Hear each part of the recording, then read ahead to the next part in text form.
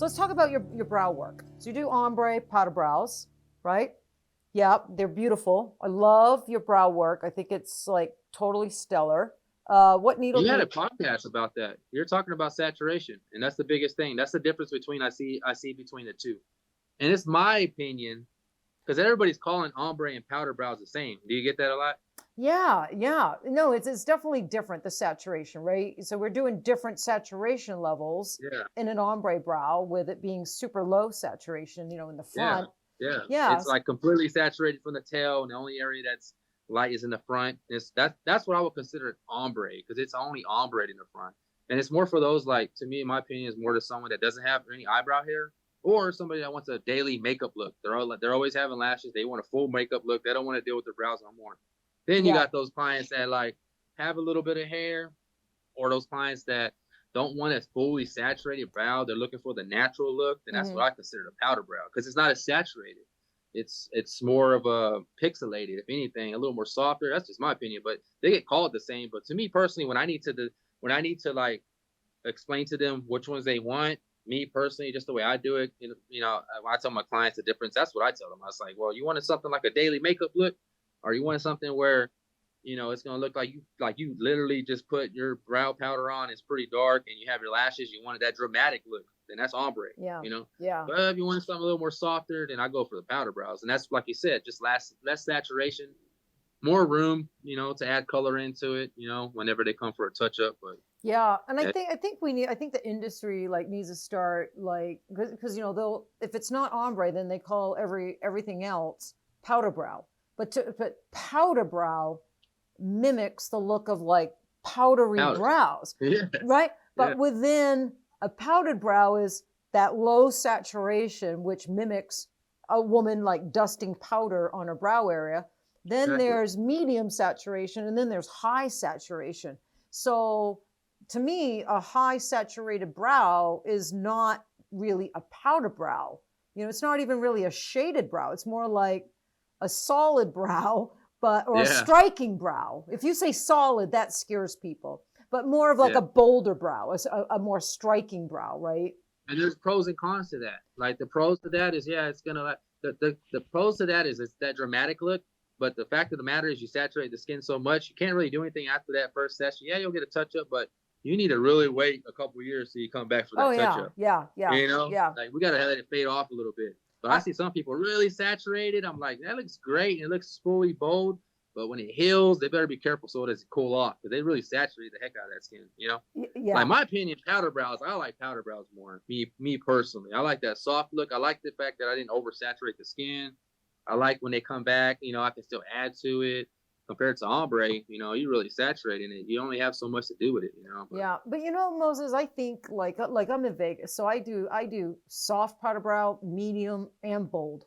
We have a lot of show people here that are in show business and cocktail waitresses, and they like a more striking, bolder look. And then of course I have very conservative women, mm-hmm. uh, that like a soft powder brow. So I do all three. Um, Pretty much evenly.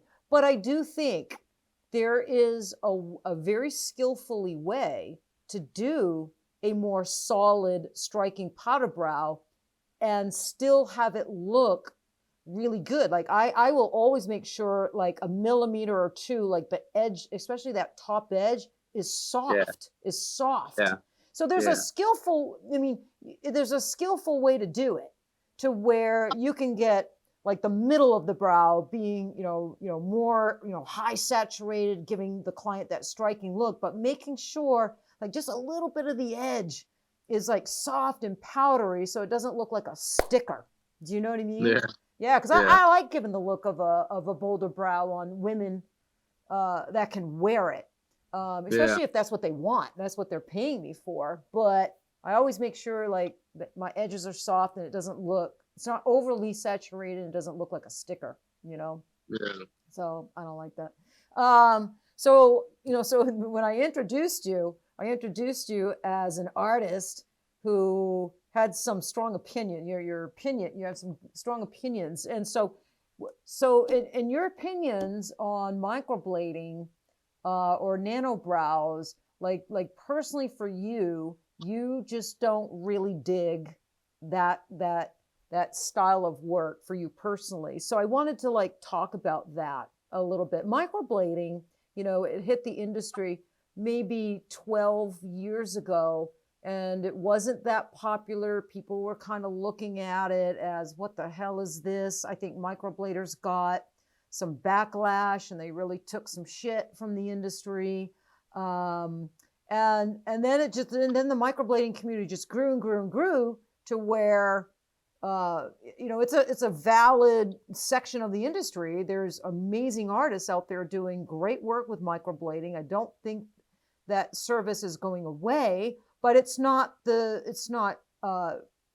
as popular as it was when it first got popular. I see more microbladers now transitioning over into shaded brows and powder brows. And then we got to ask why.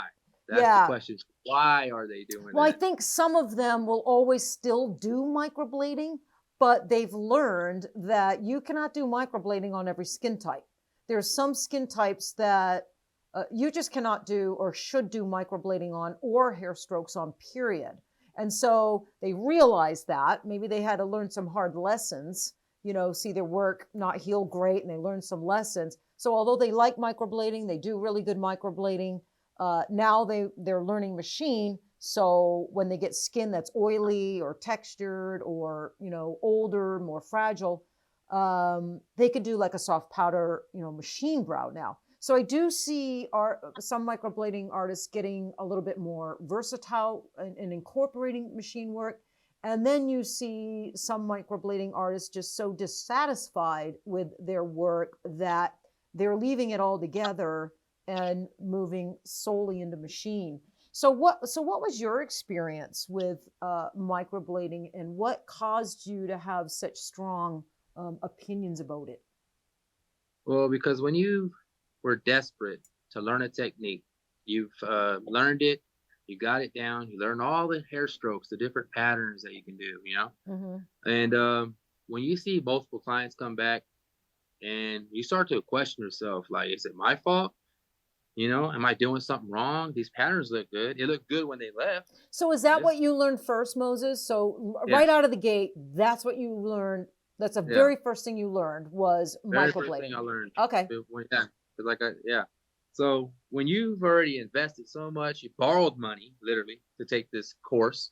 You learn these, and I didn't go with anybody. You know, F-Brows is a pretty known microblading, you know, academy, you know. Mm-hmm. So I went through there, and I knew when I wanted to do this, I wanted to go with the best. And I was trained by one of the master technicians that showed me how to do it, you know. So I didn't just be like, oh, well, maybe it was the person you went to. Nah, I went to somebody that knew what they're doing. And I learned these patterns, and if you went through F-Brows, you know, they have you go through some programs and stuff to elevate yourself. But when you've invested, you borrowed money, you're desperate to learn a technique, and your goal was to give back hair strokes to a client that had lost it due to alopecia or cancer. And you start to see all these people coming back. And I'm not specifically talking about those that had cancer and alopecia. I'm talking about just ordinary people that wanted to get microblading.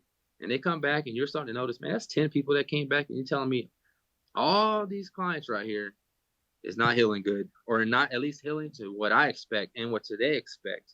Because what they expect is what they paid for.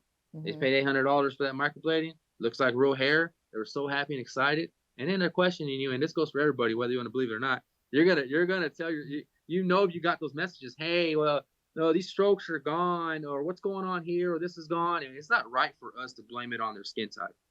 You know, it's not okay to do that. Like me, I like to be straight up and honest. And if it's not gonna heal to what I'm expecting and to what they're expecting, guess what? I'm not gonna do it no more. I'm not gonna sell a product and say I'm gonna give you a natural hair stroke, and then have you come back and say it's your skin type, and then but knowing. You know for a fact, if it doesn't heal like real hair, it's not going to heal like real hair. It's never going to heal like real hair. You're cutting the skin, you're putting ink in it, you're hoping it's going to, all you're leaving this poor client with is scar tissue. And then they come back again. And they're trusting you. They're coming to you multiple times. They're doing what they're supposed to do.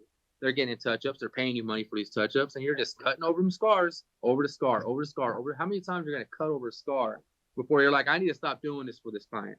Or you're saying, or you can, you know, like I told people, I said, look, I can do you microblading, but I'm gonna do it. And if I do it, I'm gonna tell you it's not gonna heal like real hair strokes.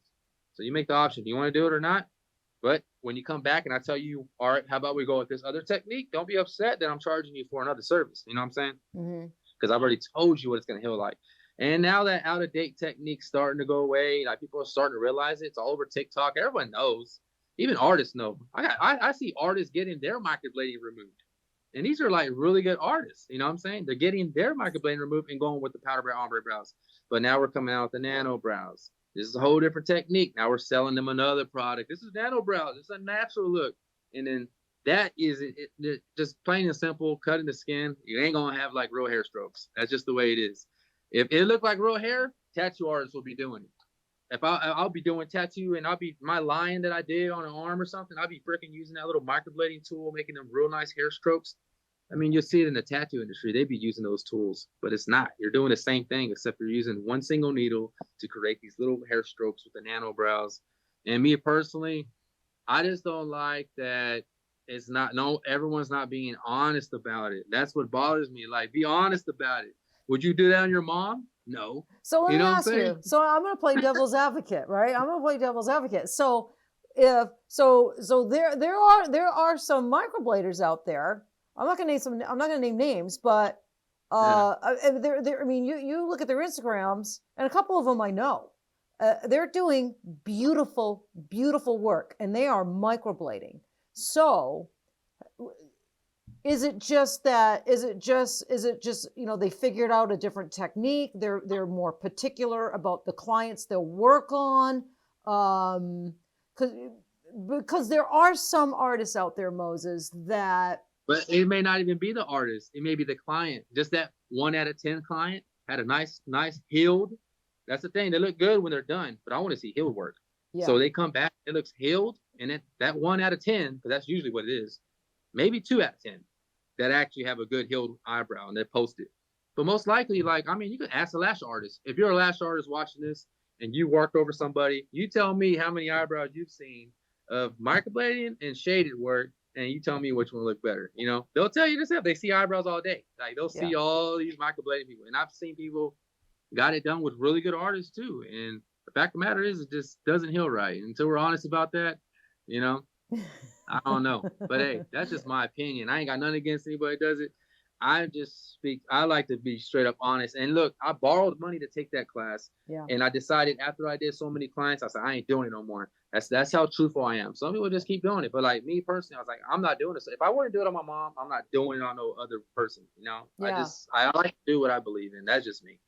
I mean, I don't know. Like I said, I see beautiful work too, but it could be a false advertisement. You know what I mean? It looks great, but you know, who knows what their healed work looks like. You're just skeptical, man. You're just not buying the microblading thing. I get, you know, there's a lot of people that feel that. Hey, nano brows is going to come around and people are going to say the same thing.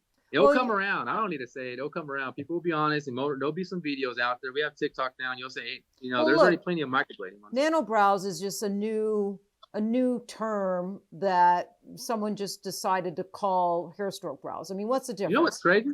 Let me tell you this. This is what's crazy. Machine work on the eyebrows used to be banned. If you did microblading, it's you do not put a machine on the eyebrows. We do not use machine on eyebrows. Remember that was no, that used to be popular. You know, a lot of microbladers marketed that way. We don't use a machine. We do hand tool. It's not tattooing. It's semi-permanent. It's just all repackaged, you know, for marketing purposes. But machine hair strokes, I mean, machine hair strokes have been around ever since I've been licensed. That's 22 years. I mean, you know, I've got good friends that do machine hair strokes, and I do see her work a year, because she comes to the studio, and she does classes at the studio. She'll do clients at my studio and for years, and so I do see her work a year and a half later, and they heal really well. Like like her work's not looking like shit. It looks good, but what I will say is she's very particular on who she'll work on. She will not put hair strokes on anybody that's sun damaged.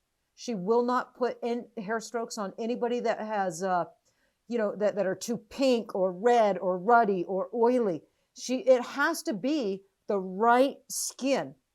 And the other thing I like about her, this is Mary Richardson, a good friend of mine. The other thing I like about her is she's really honest. She's one of these hair stroke artists out there educating. Look, if you do hair strokes, they can look beautiful and age beautiful, but you only certain skin, and you can only do them maybe 3 or 4 times, and then you cannot do them anymore. You have got to transfer them in over to a powder brow because you're going to cause scar tissue. So she's one of those artists that is real about it, honest about it, and putting out, the right education on honest education. Whereas a lot of people that do microblading or hair strokes, they're not being forthright, right? They're not being transparent that, no, it doesn't look good on everybody. No, it doesn't heal good on everybody.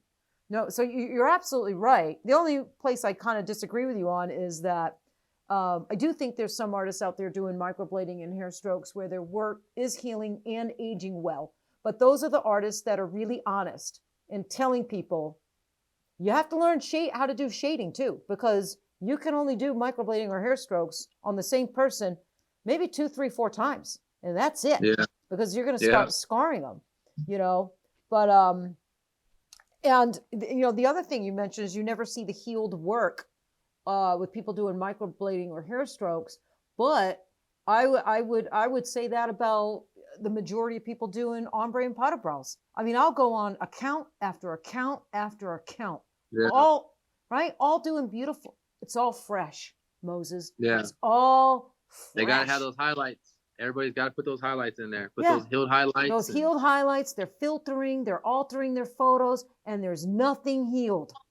There's nothing healed. So I think that's a true statement, like across the board for lots of artists, all different techniques. So I think artists need to start posting more healed. More artists, like you and Mary Richardson's, and the artists that are just more outspoken and being honest about the different techniques and when they're going to heal terrible, like what you experience, what you see. A lot of it's not our fault. Sometimes the clients, they just don't listen. You know what I mean? That's what's funny when you have them on Facebook and then you tell them to do something. Next thing you know, they're at the gym the next day. But I'm, for me personally, I don't prefer hair strokes or microblading. It's never been my forte. It's just not my niche. It's not what I would want on me. And it just ended up not being my forte. That's all. I would do 3 or 4 hair strokes sometimes in the front of the brow when that made the brow look better. But I'm a powder brow girl. I have been most of my career, and maybe that's because I came from body tattooing, and I prefer shading. But and I do agree that the powder brow, the machine powder brow, that it just ages better. It does. And that technique is suitable for all skin types. It's not limited. It's not limiting. With good pigments, with a good pigment brand, you can't go wrong. Got a good pigment brand, and you'll be all right.